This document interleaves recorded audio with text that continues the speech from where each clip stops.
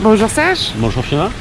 Aujourd'hui, tu nous présentes ton livre Pratique de la thérapie narrative, dont la sortie est prévue en novembre 2019. C'est exact. Et aujourd'hui, sous une belle journée ensoleillée à Aix-en-Provence, je vais vous accueillir pour pouvoir effectivement parler de la sortie du bouquin et particulièrement de la thérapie narrative. Et pour ce faire, je suis très heureux de pouvoir vous accueillir au sein même de mon cabinet. Merci. Alors, bienvenue. Voici le cabinet. Ça, c'est la partie salle d'attente avec plusieurs activités. Un baby-foot ici, quelques friandises derrière, un bonbon Haribo, et puis notamment une affiche Retour vers le futur. Et je pense qu'on y reviendra un peu plus tard parce que ça concerne directement la thérapie narrative. C'est un petit peu le film référence, le film culte. Serge, peux-tu nous présenter ton livre en quelques lignes? Oui, avec plaisir. Alors, en quelques lignes, ça va être difficile, mais en tout cas, pour donner un petit peu le contexte, le livre est constitué en 4 parties. Une première partie où il y a une brève historique de la thérapie narrative, avec ses différents chercheurs et co-chercheurs, je dirais. On a ensuite les outils que l'on utilise au sein même de la thérapie narrative, notamment il sera question de paysages et de cartes. Nous verrons plus en avant en quoi ça consiste. Pour pouvoir mettre ces outils en exergue, il y a une troisième partie qui s'intitule Illustration clinique. Ce sont des rencontres en fait avec des patients où nous utilisons notamment dans ce qu'on appelle les conversations thérapeutiques les fameux outils en question et notamment ces paysages et ces cartes. Et enfin, une quatrième partie qui parle de la thérapie narrative aujourd'hui en France et où nous en sommes depuis 2004 jusqu'à aujourd'hui, donc 15 ans après. Alors, existe-t-il une définition de la thérapie narrative? Il n'existe pas une définition, mais j'allais dire des approches complémentaires et finalement des idées fortes. Voilà. Et si on avait à citer quelques idées fortes de la thérapie narrative, on pourrait dire que finalement nous avons tendance à construire notre réalité et de la construire de manière codée, sous des formes de récits par exemple, et on aurait tendance à accorder plus d'importance à des récits qu'à d'autres, et finalement les croyances que nous allons cultiver, parfois qui sont des histoires dominantes saturées, c'est comme ça qu'on les qualifie, vont être mises en avant par rapport à des histoires dites alternatives, c'est-à-dire quels sont les moments d'exception, et pas forcément les moments exceptionnels, mais les moments d'exception où j'ai pu finalement développer des compétences, avoir des rêves, des espoirs et des événements que j'ai réellement vécus et non des événements inventés ou fantasmés, quoi, je dirais. Donc l'idée, c'est effectivement de pouvoir externaliser ces histoires dominantes saturées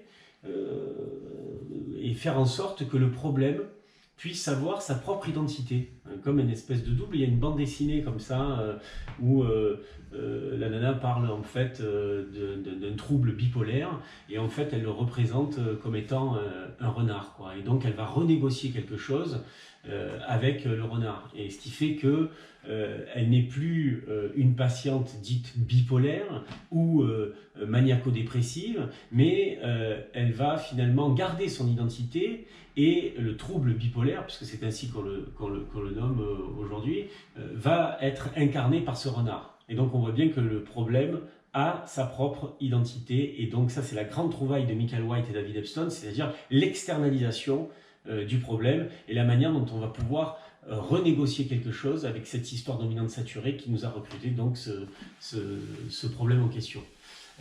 Et pour ce faire, nous avons des outils, nous utilisons, comme je l'ai dit précédemment, des cartes, des paysages, et dans l'espace thérapeutique, il y a ce qu'on appelle des conversations thérapeutiques. Arlene Anderson et Harold Gulishan en parlent comme étant une approche collaboratrice et collaborante, c'est-à-dire qu'en fait, le thérapeute narratif est quelqu'un, je dirais, d'actif, dans une écoute active, mais aussi dans une prise de parole où il va devenir une espèce de journaliste, un investigateur qui va poser des questions, bien évidemment, aux patients. Et enfin, l'idée, c'est de pouvoir donner un autre sens pour non pas devenir auteur de son histoire, mais redevenir auteur, acteur aussi, auteur et acteur de son histoire. C'est ce que j'ai qualifié dans mon concept de narrateur, c'est-à-dire cette contraction entre narration et action. Mais avant, il faut bien écrire une histoire, la raconter pour pouvoir ensuite la vivre et en être l'acteur. Donc auteur, acteur se donnent la main pour pouvoir donner une autre signification à son histoire et questionner aussi quels sont les rêves, les intentions et les espoirs de chacun. Voilà, c'est un petit peu l'idée globale et les idées fortes de la thérapie narrative. En lisant ton ouvrage, on découvre un socle philosophique assez important. Est-ce que la philosophie est la base de la thérapie narrative ? Oui, moi j'irais même à dire que en fait la thérapie narrative c'est une forme de philosophie appliquée, quoi. Donc on retrouve beaucoup d'auteurs, notamment des auteurs et des philosophes de ce qu'on a qualifié aux États-Unis la French Theory, et pour ne citer que, nous avons Gilles Deleuze, Jacques Derrida, bien évidemment Michel Foucault, et puis un philosophe qui j'allais dire curieusement, n'a pas été travaillé, en tout cas à ma connaissance, par Michael White notamment, et ce philosophe c'est Paul Ricoeur. Enfin, Paul Ricoeur lui a parlé aussi d'identité narrative, et en fait ce qu'il explique c'est qu'on ne peut pas séparer la souffrance de la parole, c'est son postulat de base, et qu'il y a toujours la possibilité d'une libération, et pas seulement dans un contexte clinique, il existe toujours la possibilité de transformer la souffrance en fait, de l'interpréter, de la comprendre et de la dissoudre finalement. Non résoudre, hein, c'est pas la même chose, on parle de dissolution, pardon, on parle de dissolution au sens de lui donner une autre forme. Hein. Donc cette autre forme, on peut la voir à travers finalement la narration. Et c'est quand même une grosse trouvaille de la part de Paul Ricoeur, qu'il explique dans un de ses ouvrages majeurs, je dirais, qui s'appelle Temps et récit. Et en fait, très souvent, je parle de temps et récit en le comparant à un film que, en tout cas, ma génération connaît bien, qui s'appelle Retour vers le futur. Là, je souhaiterais peut-être en dire un petit peu davantage, notamment en essayant d'illustrer cette question de la temporalité dans la thérapie narrative, où il y a effectivement un présent, un passé, un présent et un futur, mais qui est toujours l'objet de renégociation et où l'on peut évoluer dans d'autres perspectives. Donc quelles sont mes intentions, mes rêves et mes espoirs, plutôt le futur. Le passé, quelle version j'en ai, puisque les réalités sont construites socialement, les réalités sont narrées, et elles font l'objet à travers le langage, et il n'y a pas de vérité, il n'y a que des versions. Donc sur un événement du passé, je peux avoir plusieurs versions, et c'est au thérapeute de pouvoir poser ces questions et de faire ce voyage dans le temps, où finalement le passé vient se confondre avec le présent avec le futur, et où on arrive à ce qu'on pourrait qualifier d'un point de régression, et je le qualifierais même d'un point de régression narrative. Je vais essayer de vous le présenter brièvement à partir d'une image. Alors, comme je le disais précédemment, nous allons porter notre attention finalement sur la dimension temporelle, et on va illustrer notre propos à partir de cette image. Alors, cette peinture représente finalement une personne qui tient un cadre, qu'elle place devant son visage. Et que montre l'artiste qui a peint ce tableau? La personne tient la peinture de la même personne qui tient une peinture, et ainsi peut opérer mentalement un pas en arrière. où, comme on dit, elle régresse et peint la peinture de la personne qui tient la peinture de la même personne, qui tient une peinture de la personne, qui tient la peinture de la même personne, qui tient une peinture de la personne, qui tient une peinture de la même personne. Mais puisqu'à chaque fois, il lui manque quelque chose, l'artiste peint une 4e fois, une 5e fois, et ainsi de suite, jusqu'à ce qu'il ait régressé au point d'infini et fasse lui-même partie du cadre qu'il a peint. Il devient finalement l'observateur et l'observé. La question que nous pouvons nous poser est la suivante. Que remarquerait notre artiste s'il observait le temps ? Eh bien, il s'apercevrait que le temps peut être présenté en images, comme un nombre infini de routes qui viennent du passé, du présent et vont vers le futur. Mais aucune ne va dans le même sens. Un conducteur sur la route A prendra une trajectoire qui le mènera à un accrochage avec un autre véhicule, tandis qu'un conducteur sur la route B évitera un accrochage avec un autre véhicule. Par conséquent, les conducteurs qui peut changer la route changera son futur. Et si nous appliquons ce raisonnement à la thérapie narrative, nous pourrions soutenir que le sens et la fonction qu'attribue le patient à une situation donnée de sa vie influent sur l'orientation de ses prises de décision.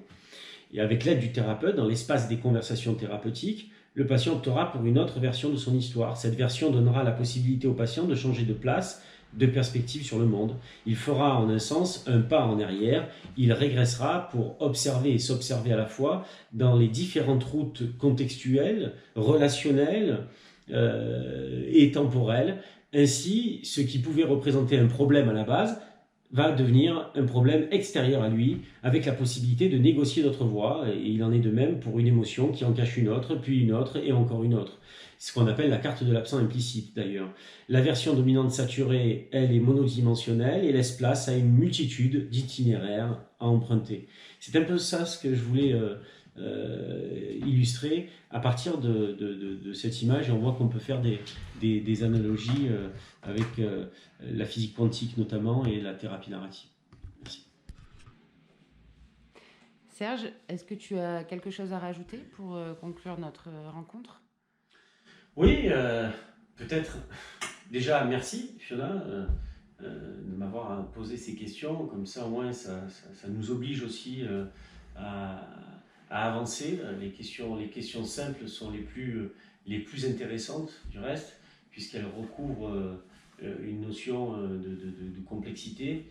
Et on s'aperçoit qu'effectivement, la thérapie narrative est le nouveau-né, fait partie de la 3e vague des thérapies brèves.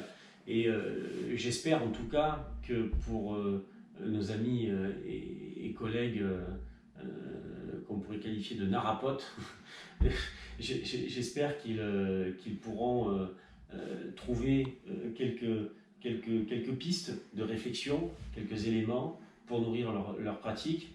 Et puis aussi pour ceux qui ne pratiquent pas la thérapie narrative, faire quelques ponts et nourrir leur propre pratique. Et puis en espérant aussi que pour un plus large public, on puisse avoir un nouveau-né arriver, si j'ose dire, dans le champ et dans le panorama des psychothérapies. Voilà, je vous souhaite une belle journée. Nous, en tout cas, je pense que nous allons déjeuner parce qu'il se fait faim, là, ouais, n'est-ce pas ?